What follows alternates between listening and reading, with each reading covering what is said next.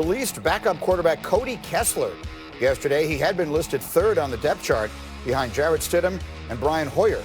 What does that mean? Means they're bringing in another quarterback one way or another. We'll wait and see who. Meanwhile, former Patriot Wes Welker was on WEEI yesterday, shared some fascinating insight on the way Bill Belichick treats all of his players. The way he kind of goes about it, there are no superstars, and everybody has their role on that team. It really doesn't. Everybody's going to get called out. There's no preferential treatment. And a lot of times he calls out the star players a lot of times just to set the tone with the whole team, where everybody okay, he's talking to Tom like that. Okay, well, obviously, he can talk to me like that, and Tom, has such a great, way about him of being able to kind of take it, even though it makes him mad and everything like that. He takes it and he just keeps on going to work and improving and working on his craft and everything else. And everybody else just kind of has to fall in line. Really interesting. Nothing there that's surprising necessarily, but still interesting. RC, as you listen to that, and we're sitting here in the wake of Tom Brady's still somewhat stunning departure to leave New England after 20 ridiculously successful seasons, what thoughts go through your mind? That's what I've always heard about Bill Belichick. That's what I got to see firsthand when we practiced with the New England Patriots in training camp. He treats everyone the same. There were no superstars on that team. I think what really helped him with Tom Brady was having Tom Brady before he was this Tom Brady. He had the guy with the mushy body. He had the guy that ran a 5.2 long at the combine in the 40. And so he was able to grow with Tom Brady, and they gained that respect for one another as they came up. So they already had that relationship. And so when people could see Tom Brady being treated that way, it's much like Greg Popovich and Tim Duncan. Tim Duncan had the right personality to be coached by Greg Popovich. And so now when Tony Parker and Manu Ginobili see that, they also fall in line. There's going to be no Tom Brady there this year, but Bill Belichick has gained enough respect. Bill Belichick has won enough games where I know that locker room will still be the same. Now, that doesn't mean that they will have the same success, because along with Tom Brady being humble enough because of the way he started to take that type of coaching, he was also able to play through it. And all quarterbacks aren't built like that. I never really played with a quarterback that was built like that, and they got preferential treatment because of it. So it will be interesting to see how the Patriots do without Tom Brady, but also how Tom Brady reacts to being coached differently. And then, Booger, I've heard a lot of people suggest that based upon, again, the unique and candidly terrible circumstances that we are dealing with here, that if OTAs are canceled and the offseason is truncated and they do start to play at some point, that the Patriots might have an advantage because they have Belichick. Do you see it that way? Yeah, because of the consistency of Bill, he doesn't have to change his style. When you look at the DNA of some of the great coaches, and RC mentioned Greg Popovich, they do things a certain way and they get the respect of their players. And when you do it like that, you don't have to change because of who's on your team. You don't have to change because a guy's a diva or not. You treat everyone the same way, but you also understand the position and how important it is being that of a quarterback. I've seen video of Tom Brady sitting in Bill Belichick's office in a one-on-one conversation, and they're talking about the game that's upcoming. It may not be preferential treatment, but I guarantee you Bill is not sitting down with every player discussing the upcoming game. So although Belichick understands how to coach every player, how to treat everyone the same, how to be fair, how to make sure he gets the best out of every player, I think we're selling Bill short, that Bill doesn't understand the importance of the position of quarterback and how he had to cultivate that relationship with Tom Brady.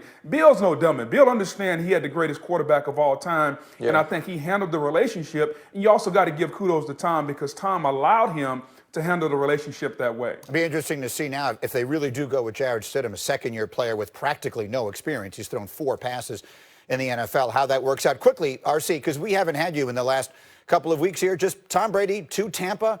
Again, takes a little getting used to, but that's our new reality here. How good do you think they're going to be this year? I think they're going to be really good. If we look at that team and that offense and what they had to overcome with Jameis Winston and some of those turnover problems that made it hard to play defense there. And so you have Tom Brady, who has historically protected the ball as well as anybody. And we've also seen how great he can be when he has the ultimate talent around him, whether it was Rob Gronkowski or Randy Moss. And so now you move into Evans and Godwin and Howard. And so to have those type of people around him showed me that Tom Brady was thinking about himself individually, but also from a team perspective, because he knows what he can be when he's surrounded with great talent, and he didn't have that in New England. And for him to play as long as he wants to, he needs those things. So I'm excited to see what this offense looks like, but also how well this defense can play when they're not on short fields and getting short moments of rest on the sidelines because of turnover issues. Yeah, I see it the same way. I think they're going to be really good. But one issue they have is they have a very tough division. And part of that, of course, is because Drew Brees is back with the Saints in New Orleans for another year. And I had his coach, Sean Payton, on the other day, and I talked to him about my idea of load management for a 41-year-old quarterback, and he didn't laugh me off. Here's what the coach said.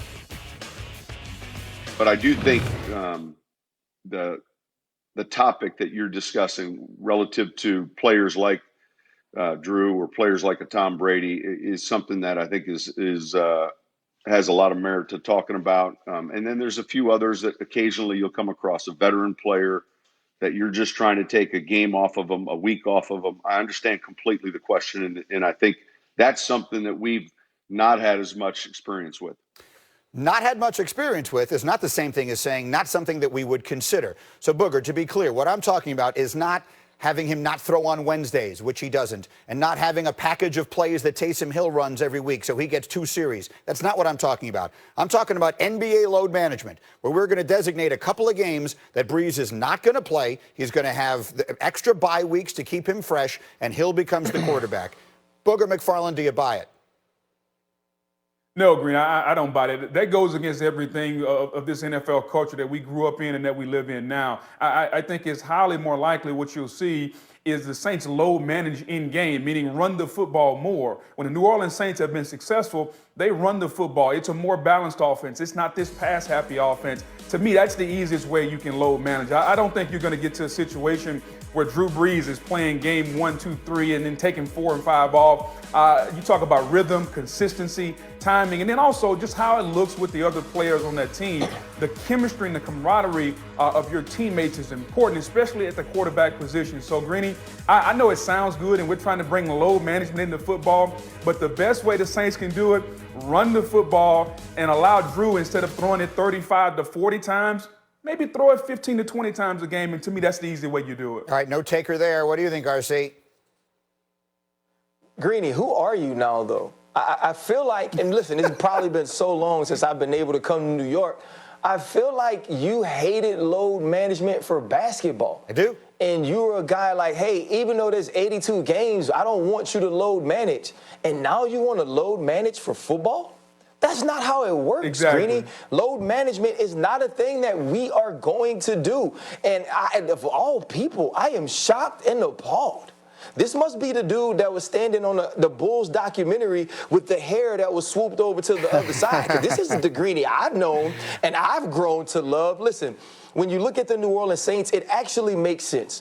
If you watch Drew Brees in the playoffs the last 2 years, even this year, he wasn't throwing the ball over 8 yards. Taysom Hill had the longest pass in the playoff game against Minnesota. There were some footballs left short against both the Los Angeles Rams and the Philadelphia Eagles the year before. So all of it makes sense. You want Drew Brees to be healthy. You want his arm to have some pop. But that's not how football works. And the other thing is football games are too hard to win, right? You don't get to lose 1 out of 82. If you lose 1, it's 16 or maybe 17 as the schedule may change. You have to win those games. And to go into a game against a football team, an NFL football team, and say, you know what?